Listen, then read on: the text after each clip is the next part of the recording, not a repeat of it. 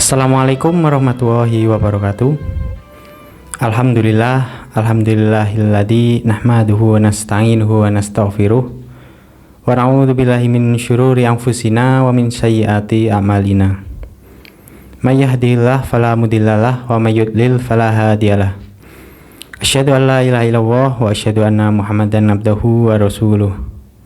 Amma ba'. Alhamdulillah, pada kesempatan kali ini perkenalkan, nama saya Haris Adi Prasetyo. Saya selaku alumni dari Sekolah Tablik Pimpinan Wilayah Muhammadiyah Jawa Tengah akan menyampaikan sedikit tausiah dengan tema tanda-tanda batinmu itu terasa lelah. Para jamaah hadirin yang insya Allah dirahmati oleh Allah Subhanahu wa Ta'ala, ada beberapa tanda-tanda bahwasanya penyakit ataupun batin kita itu terasa lelah tanpa kita sadari. Yang pertama yaitu kita akan mudah tersinggung. Orang yang memiliki keimanan pada Allah Subhanahu wa Ta'ala senantiasa akan menyadari bahwa sebenarnya ia itu tak memiliki apapun di dunia ini, karena memang semua itu hanyalah titipan dari Allah Subhanahu wa Ta'ala.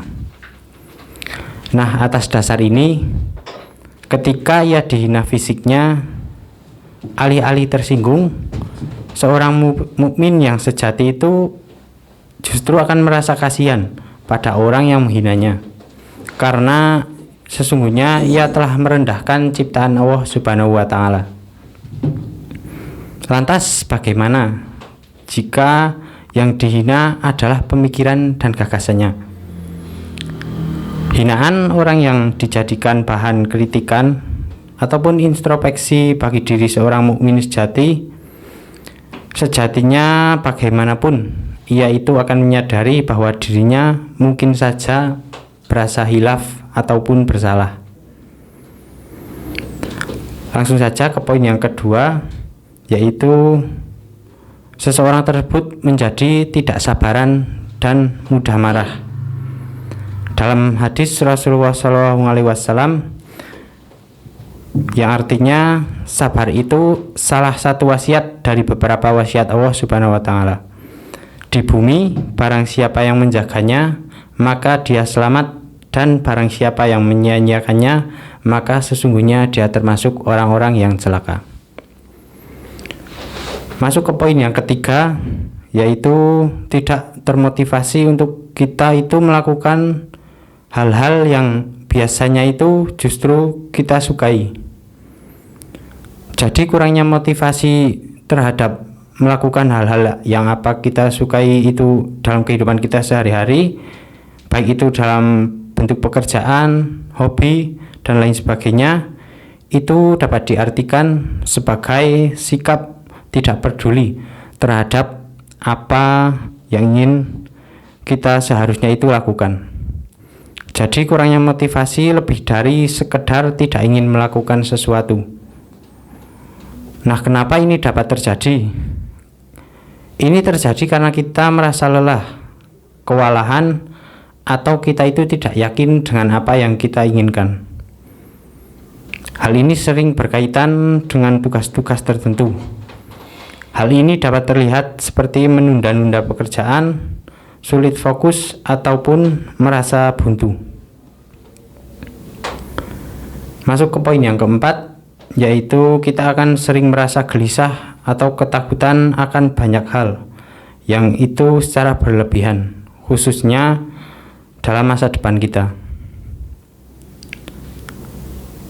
Apabila kita merasakan seperti itu, sesungguhnya itu termasuk bagi kita itu termasuk suatu penghinaan, karena kita tidak percaya terhadap takdir yang Allah telah tentukan kepada kita.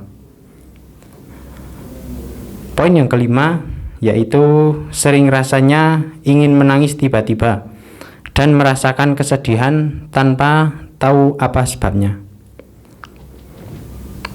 Poin yang keenam yaitu kita akan mulai terasing dengan lingkungan sekitar. Jadi kita akan merasa sendiri walaupun kita itu berada di tengah keramaian, dan kita akan lebih asik membayangkan kehidupan yang ideal sesuai dengan apa yang ada di dalam pikiran kita sendiri. Dan yang ketujuh yaitu kita tidur tidak merasakan nyenyak, dan saat bangun itu tubuh kita tidak merasakan bugar. Maka itulah tadi adalah tanda-tanda batin kita itu lelah dalam Islam. Jadi bagaimana cara mengobatinya? Kalau kita membaca dalam Asbabun Nuzul surat Al-Muzammil, maka surat ini diturunkan ketika Nabi Shallallahu Alaihi Wasallam itu juga dalam keadaan yang bersedih. Waktu itu ketika Nabi sedang berdakwah di antara keluarga besar, kemudian beliau itu mendapatkan penolakan-penolakan, terutama penolakan dari Abu Lahab. Kalau yang lainnya menolak hanya diam saja, tetapi kalau Abu Lahab itu menolak dengan kasar, menolak dengan marah, menolak dengan menghina, mencela, bahkan sampai mengata-katai Nabi dengan perkataan, engkau itu anak yatim, kamu harus tahu diri, kamu itu siapa dan siapa yang selama ini telah membesarkanmu. Kami adalah paman-paman kamu, seandainya kamu mau mengajarkan kami lebih tahu daripada dirimu, karena kami lebih tua, kami lebih banyak pengalaman. Kami, dan kami, itulah yang selalu disebut oleh Abu Lahab. Lantas Abu Lahab menolak dakwah Nabi dengan sombong, sehingga kalimat-kalimat Abu Lahab ini sangat menyakiti hati Rasulullah Shallallahu Alaihi Wasallam. Dan setelah Nabi berdakwah kepada keluarganya, Nabi juga berdakwah kepada tetangganya, kepada beberapa orang yang beliau kenal, kemudian kepada masyarakat yang ada di kota Mekah, dan sebagian besar dari mereka itu sama bersikap seperti Abu Lahab, yaitu menolak dakwah Nabi Shallallahu Alaihi Wasallam. Para sahabat Purnama Sidi yang insya Allah dirahmati oleh Allah Subhanahu Wa Taala, bahkan tidak sedikit dari mereka yang menolak Nabi dengan cara-cara yang menyakiti perasaan Nabi. Karena memang Nabi juga sejatinya hanya manusia biasa, namun beliau itu seorang yang pemaaf. Beliau seorang yang lapang dada, tetapi beliau juga punya perasaan. Jadi bukan berarti beliau itu pelin-pelan ataupun nggak punya rasa gitu. Bukan begitu. Beliau juga seseorang yang sangat halus perasaannya, walaupun sangat pemaaf, halus perasaannya, dan lapang dada. Namun dan dikata-katai itu, Nabi justru merasa kasihan dengan mereka. Kenapa kok Nabi kasihan dengan mereka? Karena Nabi itu tidak bisa membayangkan bagaimana nasib mereka di akhirat jika mereka itu menolak dakwah Nabi Shallallahu Alaihi Wasallam.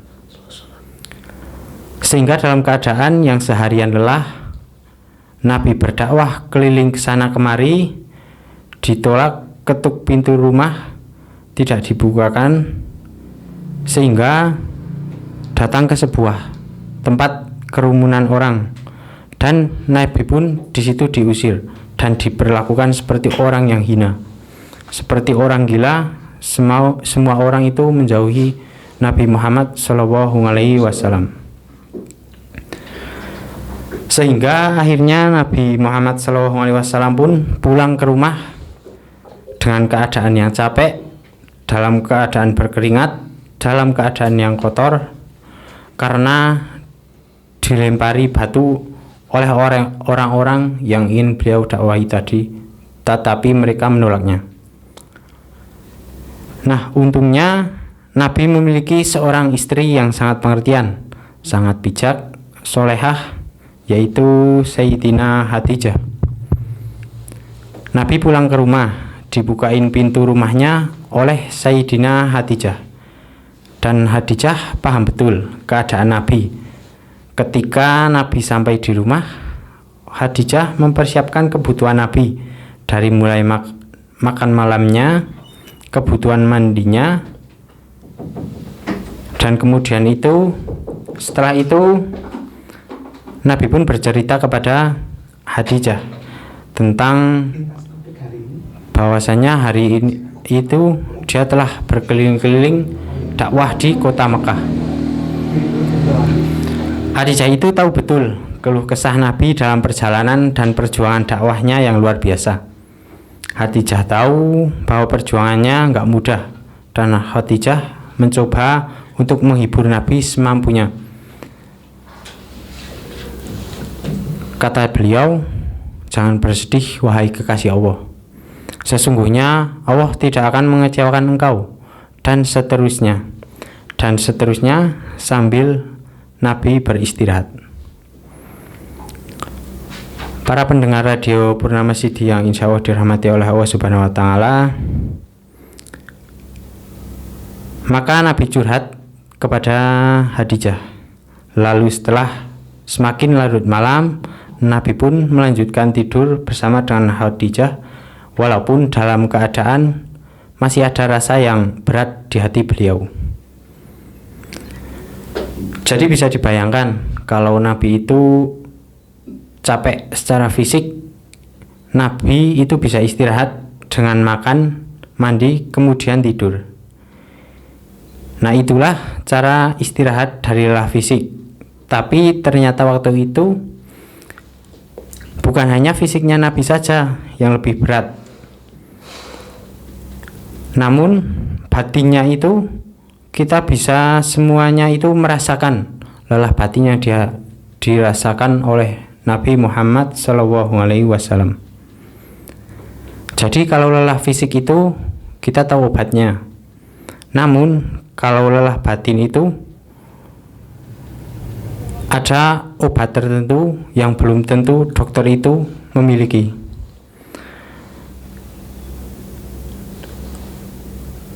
Tapi bagaimana kalau kita sedang lelah batin, sakit perasaannya, yang sakit hatinya, yang sakit pikirannya, yang sakit jiwanya, dan yang sakit itu dalam tanda petik jiwa kita.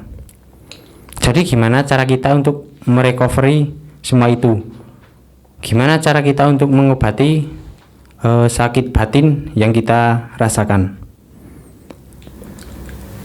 Karena jiwa itu adalah ruh yang asalnya itu dari langit, berbeda dengan fisik kita ataupun jasad kita yang dalam Islam itu dijelaskan bahwasanya kita itu tercipta dari tanah, dari bumi, sehingga ketika dia sakit maka obat-obatannya pun akan diperoleh dari bumi. Tapi kalau ruh kita yang merasakan sakit, maka obatnya itu ada di langit. Dan apa obat yang ada di langit? Yaitu zikrullah ataupun zikir, mengingat Allah Subhanahu wa Ta'ala. Para pemirsa YouTube MTTV Channel, banyak orang yang salah paham tentang ini. Sebetulnya lelah fisik itu, kalaupun lelah fisik itu enggak terlalu lebih lelah, namun jika jiwanya yang lelah itu akan merasakan sakit yang luar biasa. Jadi yang lebih lelah itu sebetulnya hati dia, yang lebih lelah itu sebetulnya pikiran dia, yang lebih lelah itu sebetulnya perasaan dia. Maka dalam kelelahan seperti itu, ia mencoba untuk merecovery ya dengan cara jalan-jalan, dengan cara menonton film, TV, ataupun mendengarkan kajian-kajian, dengan cara berbaring-baring, dengan cara tidur, ataupun dengan cara beristirahat agar fisiknya itu kembali pulih seperti semula.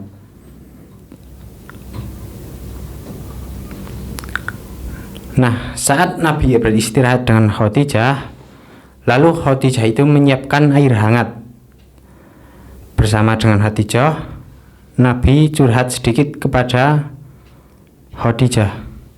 Setelah itu Nabi tidur karena Nabi berharap dengan tidur beliau itu bisa merecovery lelah fisiknya. Ternyata Allah tahu Nabi bukan hanya butuh tidur, karena untuk merecovery lelah fisiknya itu Nabi juga merasakan lelah yang sangat luar biasa.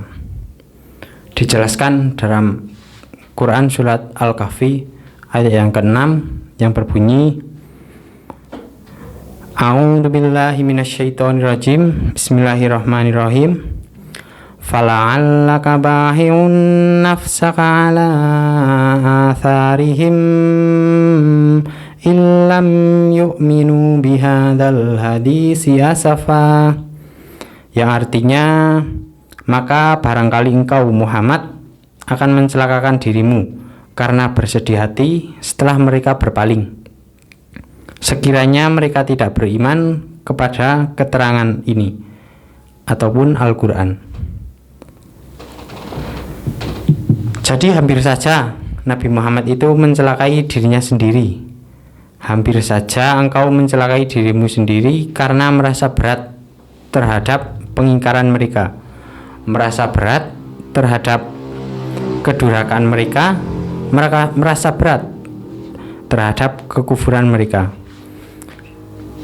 Hampir saja engkau mencelakakan dirimu sendiri dan engkau membebani perasaanmu sendiri. Itulah yang dirasakan Nabi saat terbeban, yang bukan terbeban secara subjektif, perasaan pribadi, namun beliau itu terlalu menginginkan hidayah kepada umatnya. Beliau itu akan sangat sedih kalau ada yang menolak dakwah beliau. Jadi bukan karena pribadinya, tapi karena kasihan kepada mereka.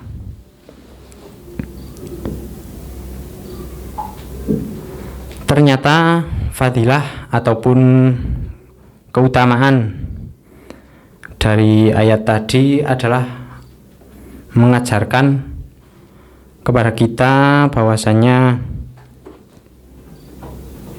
Nabi itu sangat menginginkan umatnya itu untuk masuk surga, sehingga dengan cara apapun beliau dakwah walaupun dengan penolakan itu tetap beliau lakukan, semata-mata itu hanya untuk umatnya.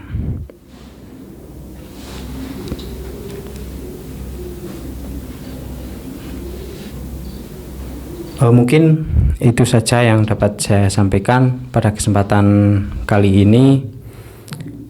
Pastilah banyak kesalahan, itu semata-mata kebodohan dari saya pribadi, dan apabila ada benarnya itu semata-mata petunjuk dari Allah Subhanahu wa Ta'ala yang dapat kita laksanakan bersama. Demikian saya akhiri, bila taufik wal hidayah, fastabiqul khairat. Wassalamualaikum warahmatullahi wabarakatuh.